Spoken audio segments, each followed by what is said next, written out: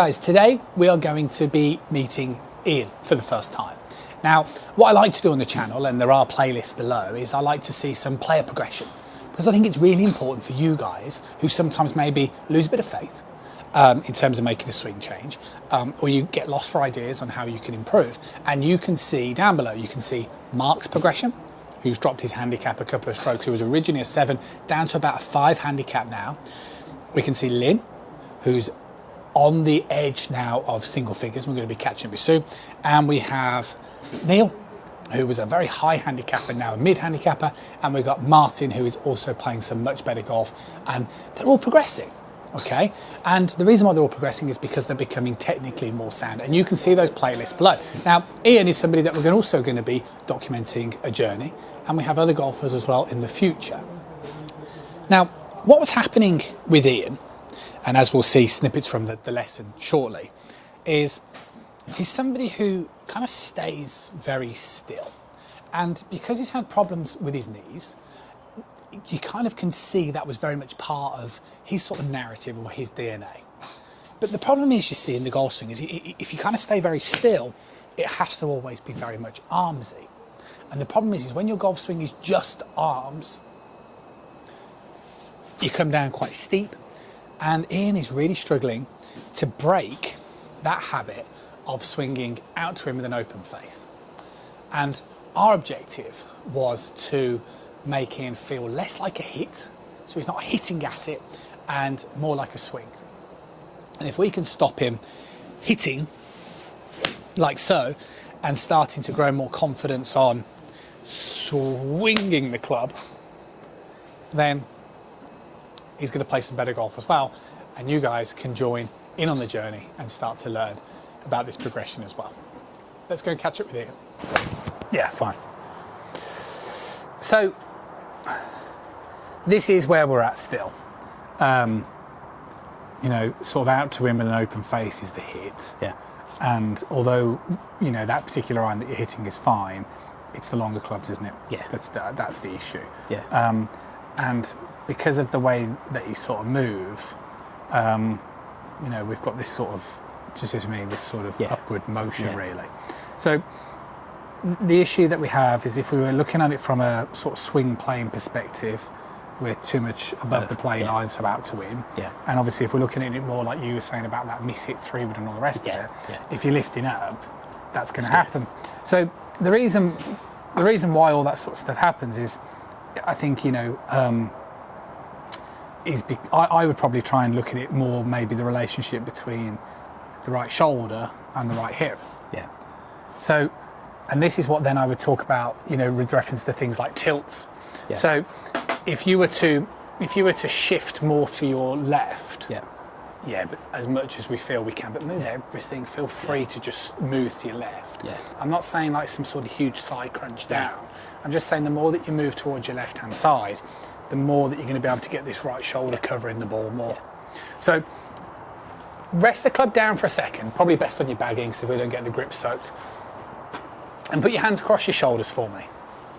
That's fine. And I just want you to just sort of, you know, swing through. Yeah, and again.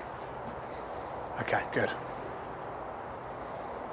Fine. Now what we need to do, can I stand a little bit further up this end? So now what we need to do is same exercise, stance, posture. So rotate back for me. Yeah, I know we worked on that centered move. Start again. I would prefer you to let's just do this. Right. Just an easier turn. Right. Okay. And then we can move left. Okay. And again. No. No. Just here. Then you can move left. Right, there you go. There. Yeah. And there. Yes. That's why I really like this.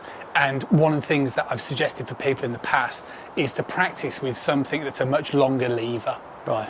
Now the only issue is you've got to be careful where you were practicing or where someone practices. Yeah. Now, the reason why is because if you imagined I sort of tape these two canes together to make a really long stick or whatever it might be, if you sort of get a little bit too sort of hitty and a bit too steep, because it's a longer lever, it's going to hit the ground. Yeah. So it's going to force you to swing. I'm going to just say flatter. Yeah. Do you know what I mean? Yeah. So the reason why I like this is because I think the skill with this for you is you need the ability to recoil it. Yeah. So what I mean is back, through, Yeah. back, through, not hit, Yeah. fall back. Yeah. Do you know what I mean? Hit. Yeah. Do you see what I mean? Yeah. So I think what this does brilliantly is with the education of a bit of turn, and with now the confidence that that's the rotation drops you here. Yeah. You kind of know you need to learn to do a bit more of that.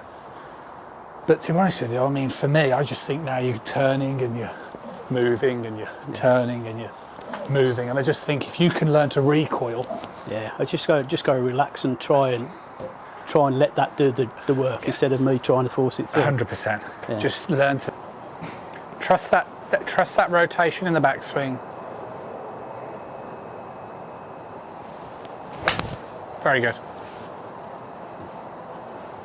See, the progression through Ian's lesson was just trying to switch the narrative from that sort of hit into more of a swinging motion. And what we had to do first is sort of just gain a bit of confidence in sort of getting up through the golf ball, you know. And I think what tends to happen with a lot of golfers is because we know that the club should be striking down on the back of the golf ball, that everything becomes very downward. You know, golfers make the assumption that, okay, I've got to hit down on the ball, so I've got to hit down like this. But that's not the way we hit down, you know. What happens is the way that we hit down on the ball is we swing back, and the first priority is make sure we stay in posture on the way back. And then as we shift to the left, this is what helps us hit down, because as we're doing this, our hands work down. But the actual hit itself is very much an up movement. And with somebody like Ian, and probably a lot like, you know, golfers that watch this sort of channel as well, you probably find that you're also quite down and spinny, and you just need to grow in confidence that it's okay to actually get more up and through the golf ball. And that's how you're going to get that swing.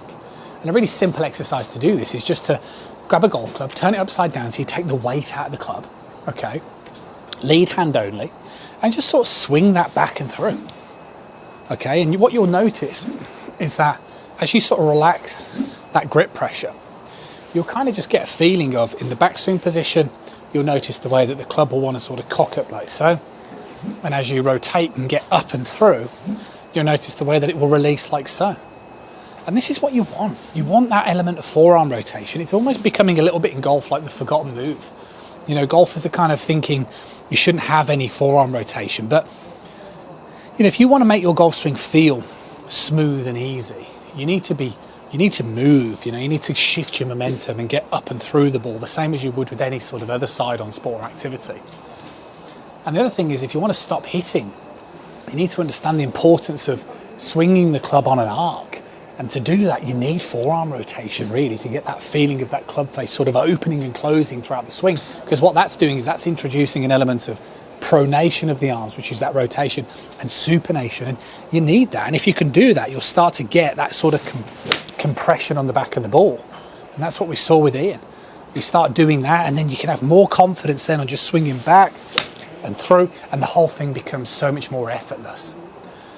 So to stop hitting and to start swinging, you really just need to start getting more confidence on getting up and through the golf ball first. And then if you start mishitting doing that, then you need to just make sure that it's actually not a backswing fault. Because I would say 95% of golfers that I meet actually do things like lift in the backswing, which is why then lifting on the way through won't work, because the whole thing becomes too up.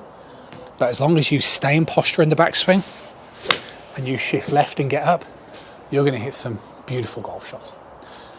That's it for now. I'll catch up with you guys again really soon.